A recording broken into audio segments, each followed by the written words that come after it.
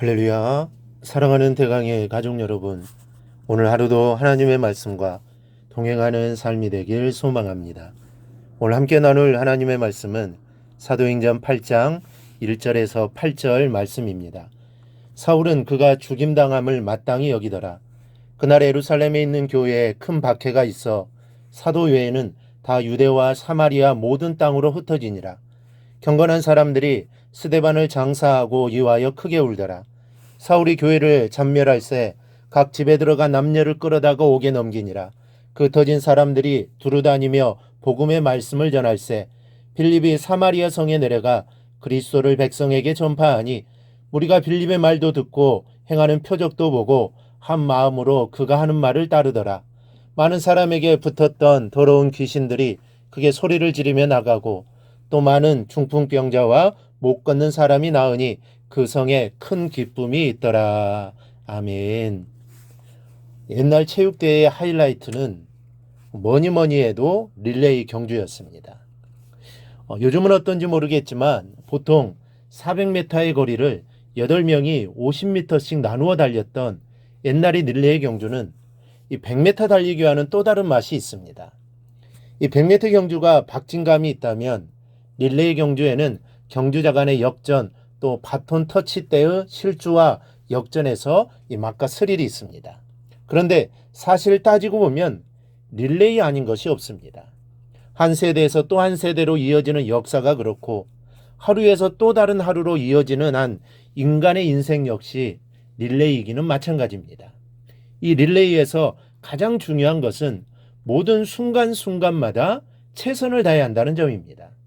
이 단거리를 한순간에 뛰고 끝나는 것이 아니기 때문에 어느 한 구간이라도 최선을 다하지 않으면 곧장 승부의 패인으로 작용하게 됩니다.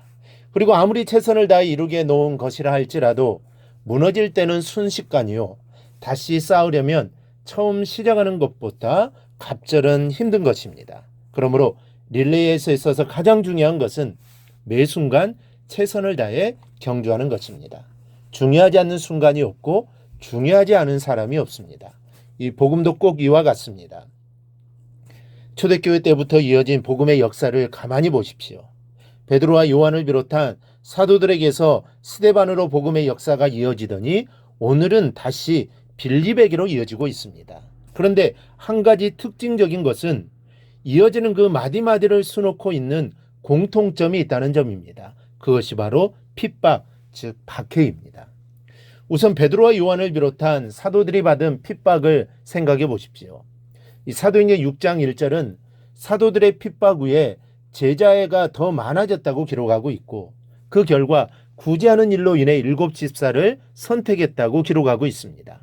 그러더니 스데반이 등장하고 또 스데반이 순교하고 나자 본문에 이르러 이번에는 빌립이 두각을 나타내면서 사마리아까지 복음이 증거되고 있습니다. 빌립의 사마리아 전도는 매우 놀라운 것입니다. 유대인들과 사마리아인들 사이의 반목이 어제 오늘의 일이 아니었기 때문입니다. 자그마치 주전 5세기경부터 시작해서 500년간이나 반목하고 지내왔습니다. 그런데 이 반목의 벽을 이제 복음이 넘기 시작한 것입니다. 그리고 그 결과 어떻게 됩니까?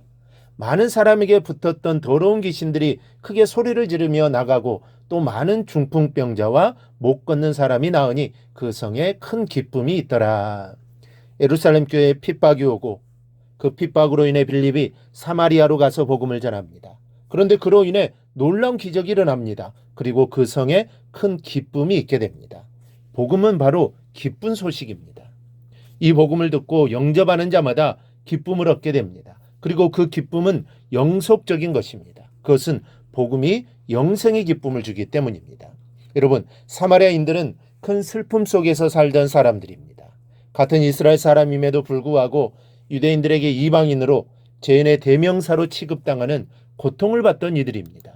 그들에게는 성전도 없었고 제사들 해주는 제사장들도 없었습니다. 성전 근처에는 가볼 수도 없었습니다. 오직 조상들이 구전으로 들려준 종교 규례와 풍습만 가지고 하나님을 섬기고 찾으려고 했었습니다. 그들에게 들리는 소식은 욕설과 정죄와 비판뿐이었습니다. 그런데 빌립이 기쁜 소식을 전한 것입니다.